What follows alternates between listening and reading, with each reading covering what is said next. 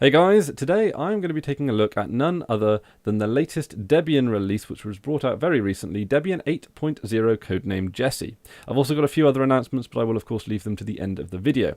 Now, there are literally hundreds of Linux distributions which are based on Debian. The most well-known, of course, is Ubuntu. Then we've got, of course, Linux Mint, which is based on Ubuntu, which, of course, in turn is based on Debian. But also there is a Debian-based version of Linux Mint. That, of course, is based on the Debian testing branch, though not the stable.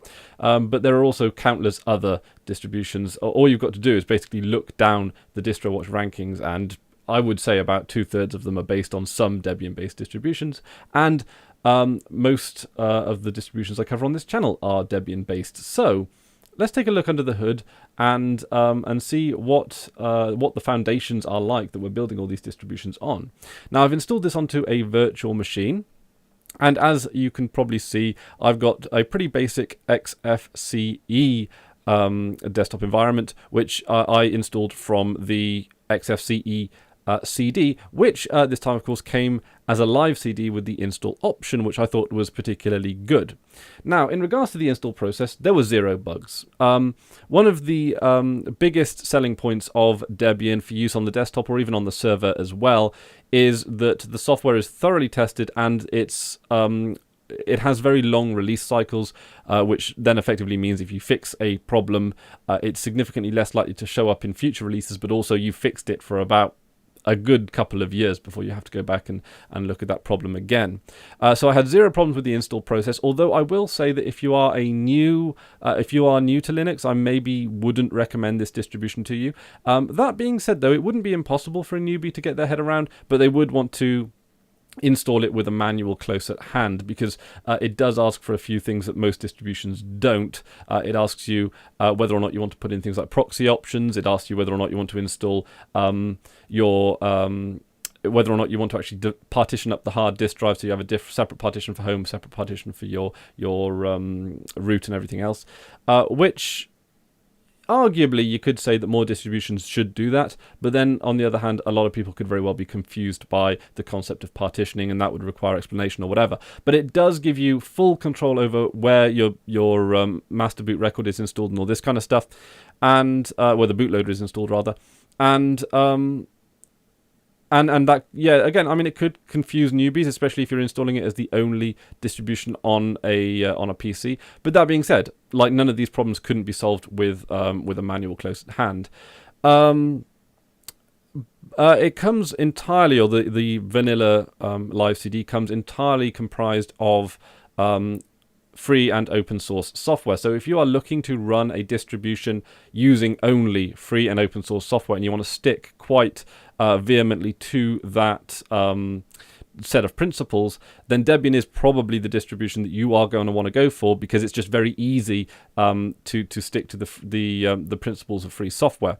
It even includes a browser known as Iceweasel, which is pretty much a clone of well, I say it's a clone of Firefox. They've taken the Firefox code, and they've taken away the Firefox branding, because the Firefox branding is it's like copyrighted. So that's considered not part of the free and open source mantra that Debian has subscribed to, and therefore they take the source code they can from Firefox, and then they just put sort of a more free and open source branding on top of that. It's still very much the same browser, and you can even use things like Firefox Sync with it as well. It's usually a little bit behind the times in regards to, it's not going to be the latest version of Firefox, but it's going to be pretty close. It's going to be pretty up there. That being said, though, the stable version of Debian, it says on its release page here that it spent 24 months of constant development in the making. And that's a lot of testing, and you're not going to get the latest software in a stable branch of Debian, but what you are going to get is very stable and well-tested software. So some people might consider it a trade-off, but if you want a reasonably low-maintenance machine, that has well-tested software, this is a good one to go for. Again, you're not going to have the latest and greatest software, but if you're only using your computer for reasonably basic tasks that are maybe internet-based or whatever, then this is not a bad place to start, because it means that your base system is on very, very firm foundations, and this is why so many distributions use Debian as its base, for its stability alone, for its strict adherence to free and open source software principles, so that it means that it's actually easily distributed as part of other distributions. This is one of the reasons why, and though it's not explicitly been said as far as I'm aware, to me it seemed quite obvious that the reason why Steam OS is based on Debian and not Ubuntu, even though if you are porting a game to Steam on Linux, they ask you to write it in adherence with Ubuntu 12.04 long-term support release, which I assume they're going to update for the latest long-term support release of Ubuntu at some point. They say write it in adherence to those kind of specifications, but they still are going to base SteamOS on Debian stable. I think it's Debian stable. Because it's they don't have to take out software licenses and whatever through Canonical. It's just basically more cost effective for SteamOS to take the foundations of Debian and then just build whatever they need to on top of it, which is great. If you have a NVIDIA card and you want to use the proprietary drivers, you can, but you do have to enable the non-free versions of the repositories, which is not the easiest thing in the world. It's not. It's just as simple as editing a config file. So again, you'd be able to work it out. I would say again, advise against newbies doing these kind of things, because it's root access for things that you're not particularly comfortable with. But then again, if you are new to Linux, I wouldn't advise using Debian at all. I would advise maybe Ubuntu or Mint or something like that. But for intermediate users and people who know how to seek out support and where to look on a wiki for advice, this is the problems are few and far between. Like the actual technical issues that I had have been zero, absolutely zero.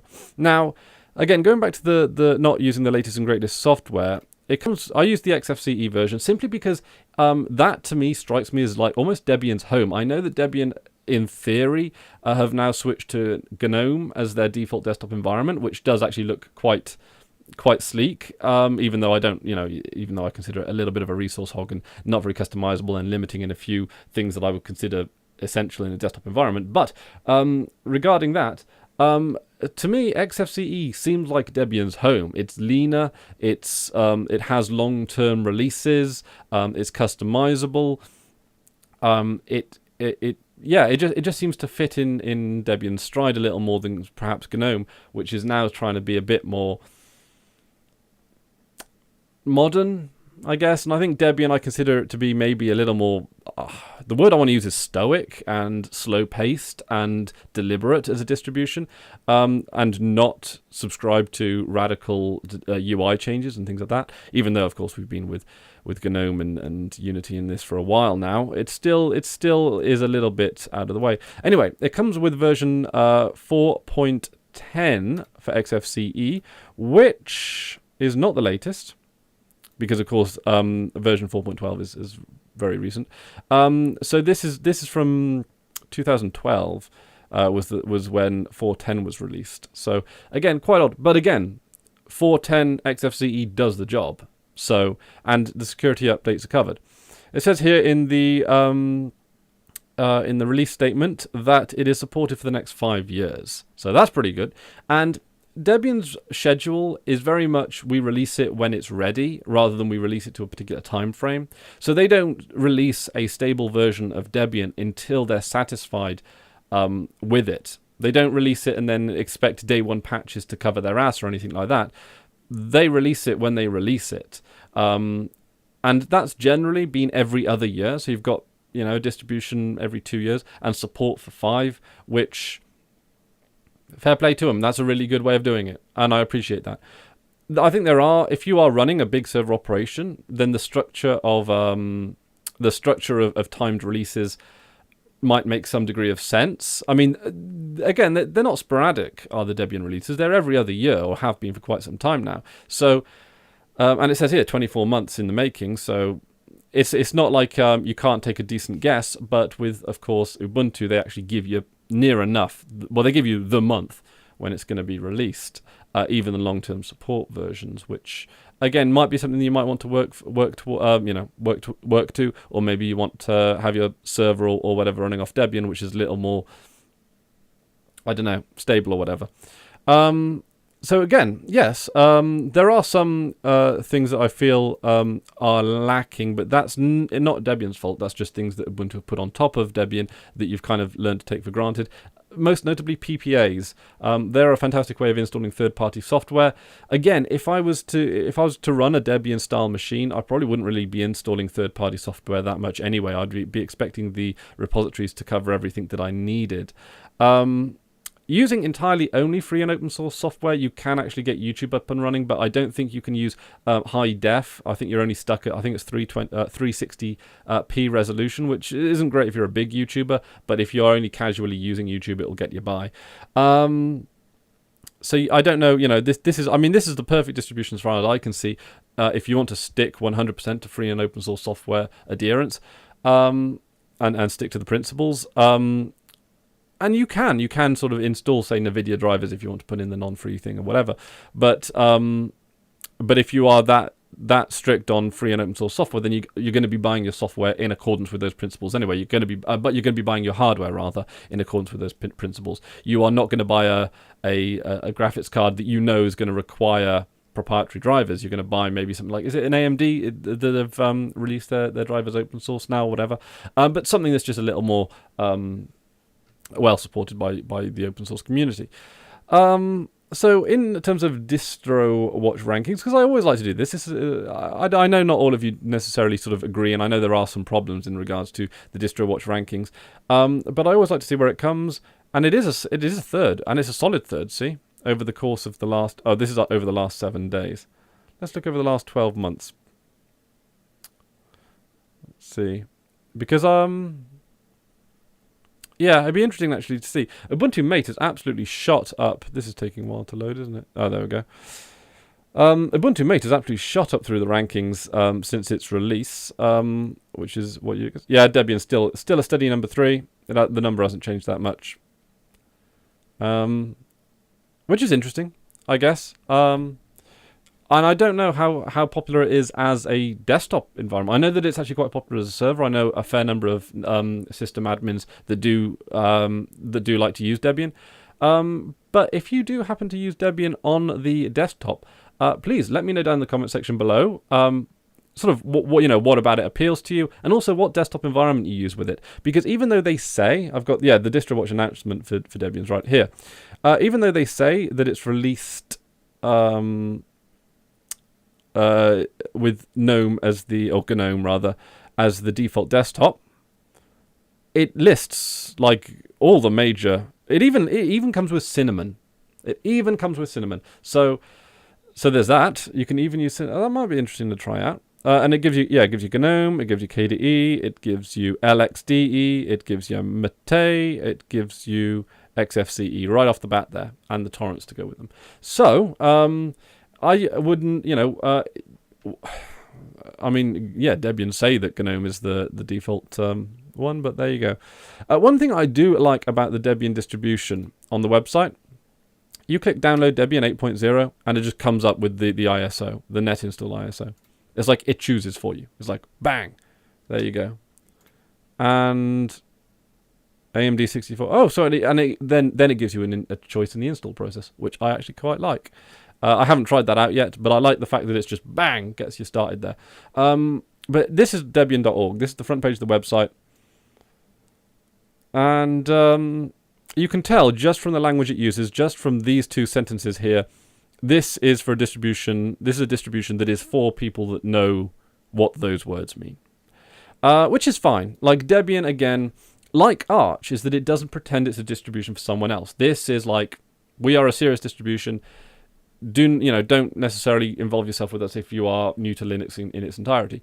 However, that being said, I can imagine a particularly successful a deployment of if you had like an old PC that you wanted rescuing with, say, LXDE, an LXDE base version, an a version of Debian with LXDE as the desktop environment, put it onto an old XP machine to revive it, and then, sort of hand it to someone who only needs a computer to do their taxes and watch cat videos on YouTube or whatever, then, maybe that's a really, really good option, because then you've got 5 years of support for something that is only going to need 5 years of support. It's good in that regards. So anyway, guys, like I said, the video a little bit longer, a little bit more rambly than I wanted it to be, but I guess Debian is a very good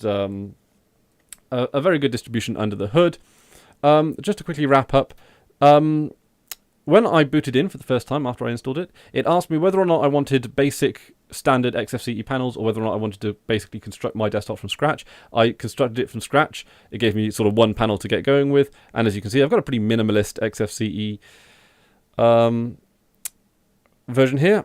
It comes with GNU image manipulation program. It comes with basically Firefox, but the ice, like the free and open source version. It comes with VLC, XFburn, LibreOffice. It doesn't actually come with a mail reader. It comes with Mutt, the command line one, but you can, again, it's not too difficult to install anything new there. And again, zero problems, very snappy. I will say that it doesn't come with like a huge variety of themes. I haven't looked through the repositories to see if there are more, that you can add in there. And you can easily download them off the internet. But again, I do feel that desktop environments, or when included as part of a distribution, should include like a nice range of themes anyway. Rather than have to rely on seeking them out on the internet. It would be nice if there were better online repositories for just themes alone, but usually people just end up resorting to things like GNOME Look, KDE Look, XFCE Look, and then you sort of start wading your way through out-of-date or unsupported themes and icon themes and all this kind of nonsense. So it can be a little bit trial and error when you're going into the wilderness to actually try and find themes. But that being said, this theme layout, I quite like the dark one. These are from, I got the file manager here. The icon themes are pretty limited, but that being said, I did quite like the sort of the Onyx look we've got going here. This is the basic theme with a different different color scheme and a different icon theme. But yeah, again, very snappy, very snappy. It gives you full control over it. And it expects you to be able to sort of command your desktop reasonably efficiently with a degree of competency. Again, zero bugs that I've come across so far, and I've been using it all day today. And it's what we've come to expect from Debian. Reliability, stability, long-term visions.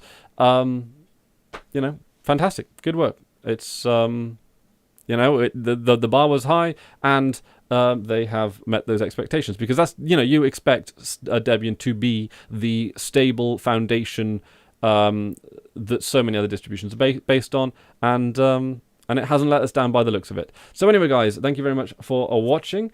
Just to let you know a few of the announcements that I was going to give, I have a reasonably regular podcast over on another channel, Project Chronicle. It's not necessarily tech related, but we generally often talk about things that are brought up either in the comment section or on various avenues of social media. So if you guys want us to talk about tech stuff, we can. I'll put a link to the latest episode down in the description below. Also, again, since I'm doing quite a lot of other stuff online that's not involved with this channel, involved on like other channels and stuff like that, you may want to follow me on Twitter. Again, link in the description, @ChristopherWare.